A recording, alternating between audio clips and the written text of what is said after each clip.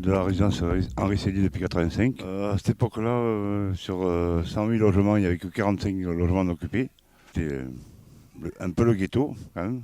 C'était pas la mairie qui s'occupait de ça, c'était une agence. Après, c'est la mairie qui a repris les tours en main. Et après, Dom France est arrivé. Et en 91, il y a eu la réhabilitation. Tout a été refait à neuf.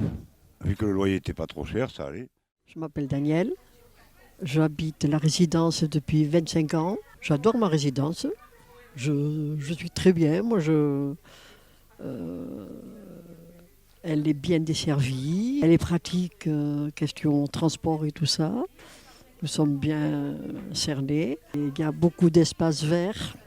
Mais je pense que tout ça, ça va changer quand ils vont démolir les 2 tours. Moi, je suis concerné, je vais être relogé. Donc, depuis 1985 que je suis là, ça fait 30 et quelques années. Ça fait mal au cœur de partir, mais bon. On va être relogé ailleurs. Je referai Paris ailleurs, si je peux. Je suis né à la rive droite. Partir rive gauche, ça ne m'intéresse pas trop. Il ne m'en restait plus que la mienne, mais j'ai peur du devenir de cette résidence. L'avenir de Céline, je ne sais pas. Je ne sais pas ce que ça va devenir. Après, là, nous, on aura fait le nécessaire pour que ça vive. Mais on reviendra de temps en temps voir les locataires. Moi, je déménage, mais je reviendrai quand même voir les gens. C'est normal. On n'oublie pas 32 ou 34 années comme ça.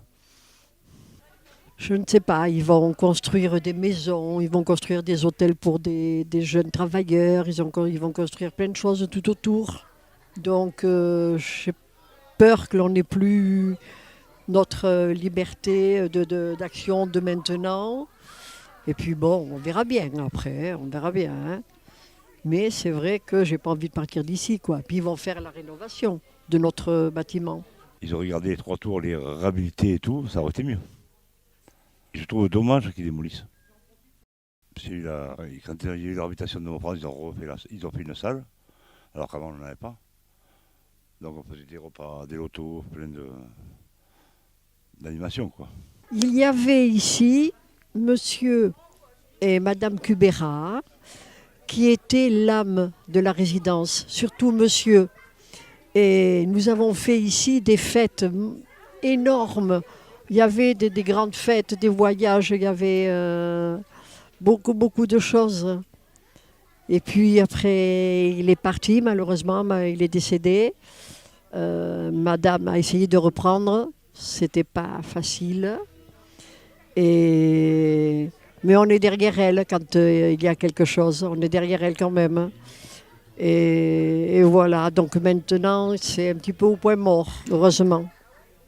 Il y a Nathalie et Eva, 2 adorables personnes que j'aime beaucoup et qui essaient de faire bouger la résidence, ce qui n'est pas évident. Au début, avant la réhabilitation, avant tout ce qu'il y a eu, on se sentait un peu enfermé. Personne ne se parlait, enfin il y a quelques personnes qui se parlaient, mais bon. C'est chacun pour soi, malheureusement. On a essayé, on a fait des voyages, on a fait des repas, on a fait des lotos, mais c'est un petit peu dommage qu'avant, que tout le monde arrive comme ça, c'était plein.